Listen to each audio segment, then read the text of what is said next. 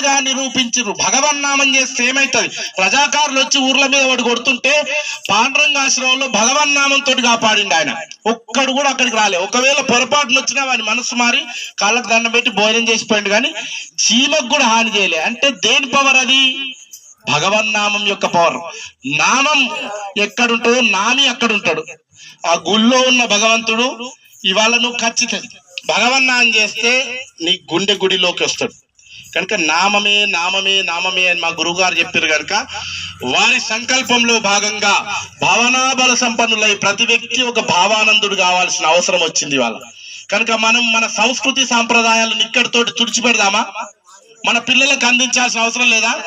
వాడు ఈటీవీ చూస్తాడు, ఫోన్ పట్టుకుంటాడు, గుడికి పోమ్మంటే పోలేడు.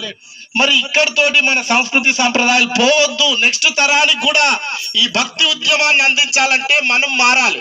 ఫస్ట్ మనం ఇలాంటి ఆశ్రమం లాంటి వాటితోటి మనం లింకప్ పెట్టుకొని ఒక భక్తి మనం ఒక టీమ్ గా ఏర్పడి ప్రతి ఏకాదశి కనుక ఇట్లా ఊర్లో తిరిగి చేస్తే ఒక సమైక్యమైన ఒక మంచి సంకల్పయుతమైన వాతావరణం ఏర్పడుతుంది. ఒక సంఘంగా మారుతారు, వాతావరణం చేంజ్ అవుతుంది. చేయాల్సింది ప్రతి ఏకాదశి నగర సంకీర్తన చేసుకోవాలి.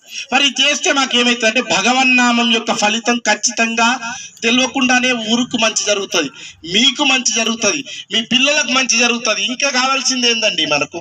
కనుక ఖచ్చితంగా భగవానికి ఇంటికి ఒక మాల జపం చేయండి అంతే. నేను కోరుకునేది అదే.